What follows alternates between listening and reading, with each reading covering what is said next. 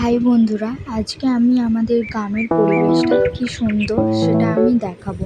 আমাদের এটা হচ্ছে ফুলের বাগান, যেখানে অনেক সবজি ফুল এগুলো সব রকমেরই চাষ হয়ে থাকে।